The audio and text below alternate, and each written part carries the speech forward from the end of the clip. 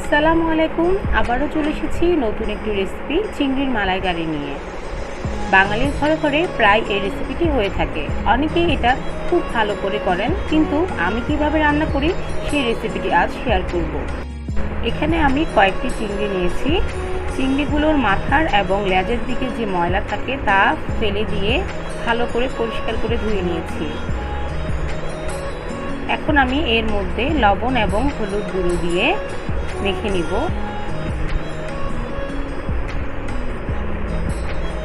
চিংড়িগুলো মাখানো হয়ে গেছে, এখন আমি এগুলোকে ভেজে নিচ্ছি।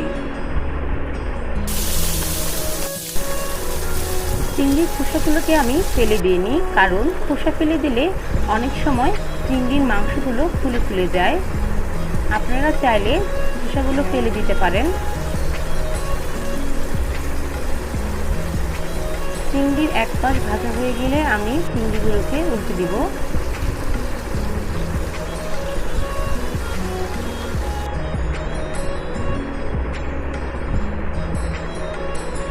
চিংড়িগুলো দুপাশ ভাজা হয়ে গেছে, এখন আমি চিংড়িগুলোকে তুলে নিচ্ছি। এখন আমি অন্য একটি পাত্রে সেই একই তেল নিয়ে নিচ্ছি। তেল গরম হলে আমি এর মধ্যে 1 কাপ পেঁয়াজ বাটা দিয়ে দিয়েছি, আধা চামচ আদা বাটা আর আধা চামচ রসুন বাটা দিয়ে দিচ্ছি। এখন সব বাটা মশলা একসাথে মিশিয়ে নিচ্ছি। এরপর এর মধ্যে দিয়ে দিচ্ছি কয়েকটি তেজপাতা,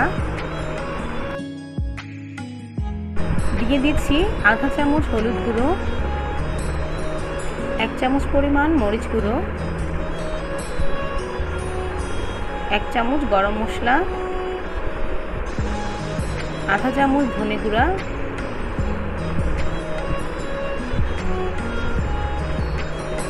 এবং আধা চামচ জিরে গুঁড়া। এখন আমি এই ঝাল মশলাগুলো ভালো করে নেড়ে চেড়ে কিছুক্ষণ কষিয়ে নিব।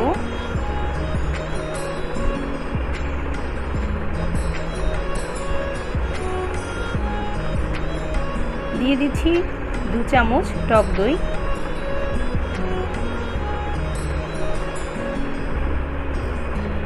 আমি আবারও নেড়ে চেড়ে নিচ্ছি ভালো করে। তেলটা যখন উপরে চলে আসবে, আমি এখন এর মধ্যে দিয়ে দিব আধা কাপ ঘন নারকেলের দুধ।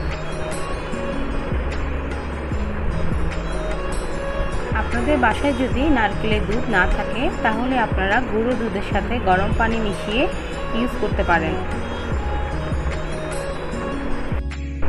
মশলা কষানো হয়ে গেছে, এখন আমি এর মধ্যে ভেজে নেওয়া চিংড়িগুলো দিয়ে দিচ্ছি।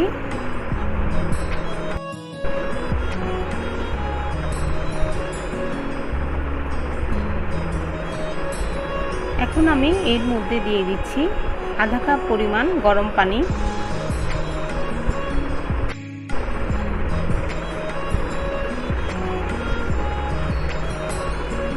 এখন দিয়ে দিচ্ছি 1 চামচ লবণ, কয়েকটি কাঁচামরিচের টুকরো। এখন ঢাকা দিয়ে 4-5 মিনিট রান্না করে নিব।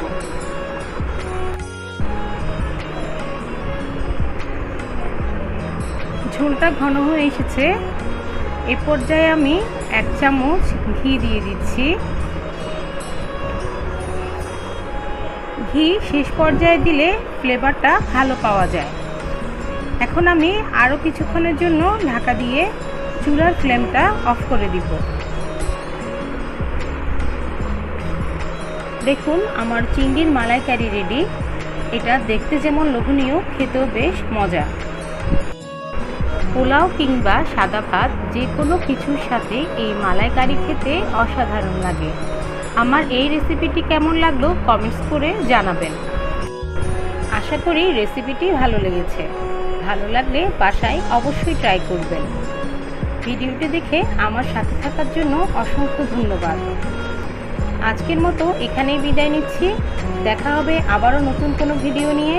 আল্লাহ হাফেজ।